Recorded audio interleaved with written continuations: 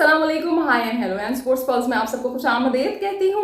England versus India का test match तो बिल्कुल जारी व सारी है, उस पर हम बात करेंगे। लेकिन इसके साथ साथ जब हम दीगर खबरों पर निगाह डालते हैं तो जनाब इंडिया का एक टैलेंटेड बॉय, इंडिया की क्रिकेट का कि जिसको हम बड़ा टैलेंटेड माना करते थे और उसने प्रूव भी किया था खुद को अपने डेब्यू पर, पृथ्वी शॉ, वो जो कि बाद में बैड बॉय के इमेज से मशहूर हो गया, वो अब मुंबई क्रिकेट एसोसिएशन को छोड़ने जा रहा है। क्यों छोड़ने जा रहा है, क्या खबर है, आपसे शेयर करेंगे।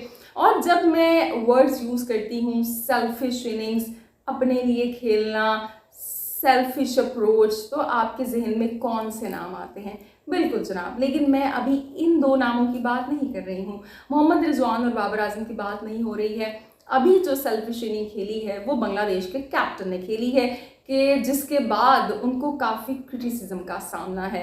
जनाब मैं नजमुल हसन शांतु की बात कर रही हूँ कि जो श्रीलंका के खिलाफ बांग्लादेश का टेस्ट मैच जारी है, कि जिसमें उन्होंने डबल टन बनाई है। पहली इनिंग में भी सेंचुरी बनाई, 148 बनाए, और दूसरी इनिंग में भी सेंचुरी बनाई, 125 बना के नॉट आउट रहे। लेकिन इतना सब कुछ करने के बावजूद लोग उनको तनकीद कर रहे हैं, सेल्फिश कह रहे हैं। क्यों कह रहे हैं, चलिए जनाब इस वीडियो में जानते हैं। सबसे पहले बात करते हैं इंडिया वर्सेस इंग्लैंड के मैच की। ऋषभ पंत की, राहुल की बड़ी ज़बरदस्त पार्टनरशिप हमारे सामने आई, और जब हमें लगा कि टीम इंडिया यहाँ पे एक बहुत बड़ा टारगेट सेट करने वाली है, मैमथ टारगेट सेट करने वाली है, तो अगेन टीम इंडिया की बैटिंग लाइन कोलैप्स का शिकार हो गई। पहली इनिंग में देखा था कि 41 रन्स पर 7 विकेट्स डाउन हो गई थी, और अब केएल राहुल के आउट होते ही 33 रन्स पर 6 विकेट्स डाउन हो गई। सो 371 का टारगेट दिया गया इंडिया की जानिब से। इंग्लैंड की जानिब से बल्लेबाजी जारी है। अब ये जो 21 रन इंग्लैंड ने बना लिए हैं, आगे इंग्लैंड की टीम कब तक खड़ी रह सकती है मैदान में? ये मैच ड्रॉ होने जा रहा है या फिर टीम इंडिया ये जीतने जा रही है? ये तो जनाब हमें पता चलेगा जब 5वें दिन का खेल खेला जाएगा। उम्मीद करते हैं कि बारिश के नज़र ये खेल बिल्कुल नहीं हो और इसका रिजल्ट आए। सो जनाब एक दूसरा मैच है कि जिससे WTC के साइकिल का 2025 टू 2027 का आगाज़ हुआ, यानी बांग्लादेश वर्सेस श्रीलंका, वो ज़रूर बारिश की नज़र हो गया। वो मैच ड्रॉ हो गया और बांग्लादेश ने पहली इनिंग में जनाब 400 प्लस रन बनाए, श्रीलंका ने 400 प्लस रन बनाए। और अगर हम दोनों बैटर्स की बात करें दोनों टीम्स के, तो शाइन करते हुए दिखाई दिए। कुछ काफ़ी प्रॉमिसिंग परफॉर्मेंसेस भी हमारे सामने आई, लेकिन हम यहाँ पे उनकी बात नहीं कर रहे। हम यहाँ पे बात कर रहे हैं नजमुल हसन शांतु की, कि जिनको सेल्फिश कहा जा रहा है, वो बल्लेबाज कहा जा रहा है कि जिन्होंने टीम के लिए नहीं सोचा, सिर्फ अपने लिए सोचा। ऐसा क्यों कहा जा रहा है, हम आपको बताते हैं। 5वें दिन का खेल जारी था और ये जो मैच है ये बारिश की वजह से इससे पहले भी इंटरप्ट हो चुका था, और जब दोबारा 5वें दिन बारिश शुरू हुई तो उस वक्त बांग्लादेश की जो टीम है वो बल्लेबाजी कर रही थी, और जो बांग्लादेश की टीम है उसने 237 बनाए थे, 4 खिलाड़ी आउट हुए थे। और जो नोट करने वाली बात है वो ये है कि उनके जो कैप्टन है वो 89 रन्स पर मौजूद थे, और जो लीड थी उस वक्त बांग्लादेश की वो थी 247। हम देखते हैं 2 घंटे और 30 मिनट का के बाद जब खेल शुरू होता है तो शांतु ऑफ कोर्स अपनी सेंचुरी मुकम्मल करते हैं, और अपनी सेंचुरी मुकम्मल करने के लिए वो जो 11 रन उन्होंने बनाए उसके लिए उन्होंने 22 गेंदें खेली, और इस तरह से जो बांग्लादेश की टीम है वो 285 रन बनाती है, 6 खिलाड़ी आउट होते हैं। और बारिश के बाद बांग्लादेश ने 11 ओवर्स मज़ीद खेले और जनाब 48 रन्स जोड़े, और इस तरह से 296 का टारगेट दिया।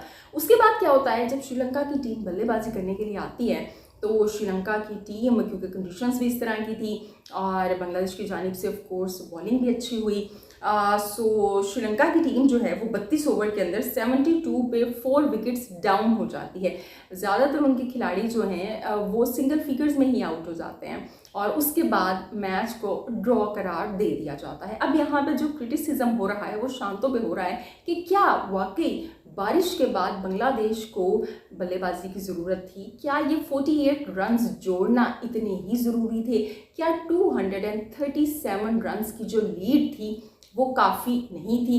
क्या यहाँ पे शांतु ने सिर्फ अपनी सेंचुरी कंप्लीट करने के लिए दोबारा बल्लेबाजी की? इस पे आपकी क्या राय है? आप ज़रूर बताइएगा कि आप शांतु की इस इनिंग को, ये जो 125 की उन्होंने इनिंग खेली है, नॉट आउट रहे हैं, आप इन्हें उनकी सेल्फिश इनिंग समझते हैं, या फिर आप ये समझते हैं कि नहीं भाई ये तो मैच था और बारिश की वजह से इसको ड्रॉ ही होना था। बारिश, कहीं पर बारिश हो रही है और हमारे यहाँ लाइट का भी आने जाने का सिलसिला जारी है। इस वजह से आप देख सकते हैं कभी लाइट ऑन हो रही है, कभी ऑफ हो रही है। ये जो लाइट का ऑन ऑफ होने का सिलसिला है ये तो चलता रहेगा, लेकिन हमारे खिलाड़ी हैं कि जिनकी करियर के अंदर भी इस तरह से ही कभी बत्ती जल जाती है और कभी बत्ती बुझ जाती है। मैं बात कर रही हूँ पृथ्वी शॉ की, कि जिनका बड़ा ज़बरदस्त डेब्यू हुआ, बल्कि अपने डेब्यू से पहले ही वो काफ़ी ज़्यादा तारीफ़ें समेट चुके थे। सबकी निगाहें उनके ऊपर थी, सब समझ रहे थे कि शायद जो सचिन तेंदुलकर हैं उनका जानशीन अपने करियर स्टार्ट करने जा रहा है। 2018 में वेस्ट इंडीज़ के खिलाफ पृथ्वी शॉ ने अपना डेब्यू किया, डेब्यू पर सेंचुरी उन्होंने बनाई। लेकिन उसके बाद हम देखते हैं कि ये जो गुड बॉय थे, टैलेंटेड बॉय थे, बाद में बैड बॉय के इमेज से मशहूर हो गए। कुछ उनके इस तरह के स्कैंडल्स भी आए, कुछ उनका बिहेवियर भी इस तरह का सामने आया। उन्होंने इंडिया को 5 टेस्ट और 6 ODIs में अभी तक रिप्रेजेंट किया है। जनाब वो मुंबई की जानिब से खेलते हैं, लेकिन जब बुरा वक्त आता है ना तो ऊंट पे बैठे हुए शख्स को भी कुत्ता काट लेता है। पृथ्वी शॉ का बुरा वक्त चाहे उनकी अपनी हरकतों की वजह से आया है या जिस वजह से भी मर्जी आया है, लेकिन उनके साथ ये हुआ कि अभी रणजी ट्रॉफी आई और मुंबई ने उनको ड्रॉप कर दिया, एक भी मैच खेलने के लिए नहीं मिला। और कहा यह गया कि उनके फिटनेस के बड़े मसले मसाइल रहे हैं और डिसिप्लिन की उन्होंने कुछ खिलाफ वर्जी की थी, इस वजह से उनको ड्रॉप कर दिया गया है। जो मुंबई के कैप्टन है श्रेयस अय्यर, उनकी एक बड़ी फेमस सी स्टेटमेंट भी आई थी कि जिसमें उन्होंने कहा था कि उनको बेबी सिट नहीं किया जा सकता, और मज़ीद उन्होंने कहा था कि जो पृथ्वी शॉ है he needs to get his work ethics right. बहरहाल लास्ट टाइम जो पृथ्वी शॉ मुंबई से खेले थे वो खेले थे सैयद मुश्ताक अली ट्रॉफ़ी 2024 में। उसके बाद से वो मुंबई से नहीं खेल सके और अब फाइनली पृथ्वी शॉ की और मुंबई की राहें जुदा हो गई हैं। पृथ्वी शॉ ने एक लेटर लिखा और कहा जी मुझे NOC दे दी जाए, मैं किसी और स्टेट को रिप्रेजेंट करना चाहता हूँ नेक्स्ट डोमेस्टिक के सीज़न में, और उनको मुंबई की जानिब से NOC दे दी गई है। तो आप क्या समझते हैं कि पृथ्वी शॉ का करियर क्या दोबारा बूम पकड़ने वाला है, दोबारा से शुरू होने जा रहा है, या वो अपनी गलतियाँ दोहराएंगे?